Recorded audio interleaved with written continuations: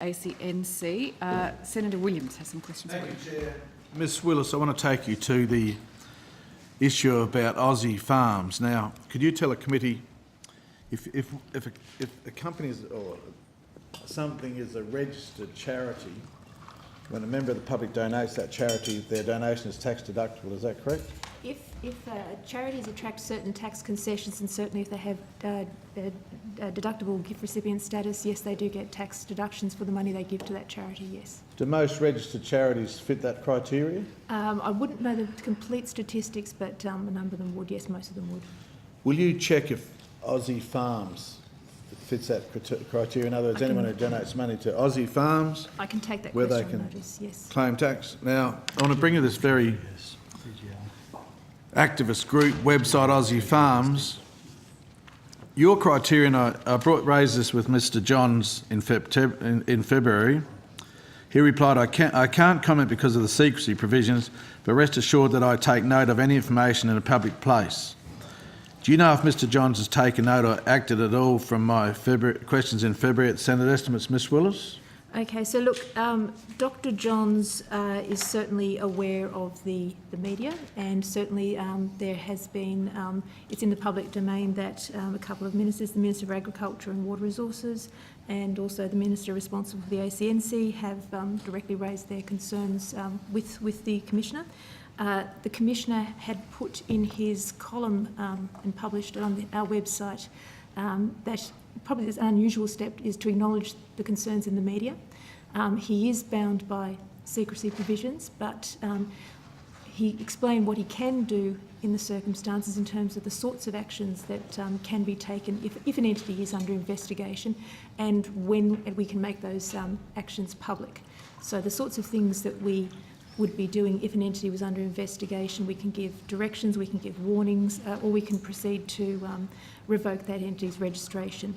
And certain of those actions are actually placed in the public domain on our website so that people who want information about a charity can know that those actions have been taken. We just have to go through the right steps to make sure that they are done properly, because obviously any decisions we make about compliance can be subject to appeal. And that obviously incurs extra time and cost for us as well too. So when we do undertake investigations, and as I said, I can't talk about specifics of this entity, but when we do undertake investigations, we need to do them very carefully and being mindful of complexity so that they're not subject to challenge later, which doesn't help anyone. So if an entity is removed from the register, if it does have its charitable status removed, it does mean that it loses access to certain tax concessions and similar sorts of concessions. It doesn't mean, I think sometimes there's a misunderstanding that we can sort of shut the charity down. The entity can continue to operate regardless of its charitable status or otherwise. It's up to other regulators or police or whatever to respond to other activities that the entity might be engaged in. But certainly it does remove that entity's access to certain sorts of tax concessions. Well, let me read from your own website, and it says, our standards require charities to remain charitable, operate lawfully, and be run in an accountable and responsible way. Now, I put it to you, Ms Willis, that Aussie Farms encourages activists that are not lawful, nor accountable, nor responsible. We've seen that in the media this week. The invasion of farms, the invasion of abattoirs, break and entry, trespassing, blocking the traffic in Melbourne. Surely they don't come under the standards of operate lawfully, be accountable and responsible in any way whatsoever. So I hope you have a good close look at this mob. I find it wrong, in my opinion, that people who support this group can actually get a tax deduction for donating money to Aussie Farms.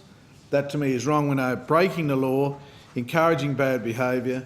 I can assure you rural Australia is very unhappy about it, and I'm worried that someone's going to get hurt in the future when these protests lock horns with farmers or whatever. So I can't see any reason why the ACNC does not have grounds to deregister the charitable status of Aussie Farms. Thanks, Chair. Senator Williams, just in addition please, Minister. to that, if I could. So Just in relation to the DGR status, that is something that Treasury is responsible for, so we can take that on notice separately from the question to the representative of the Commissioner. But also, I would just make the point, and it was touched on in one of those answers, that Minister Littleproud and myself did very strongly express our concerns in terms of the operations of Aussie farms, and we made our views known to the Commissioner as well.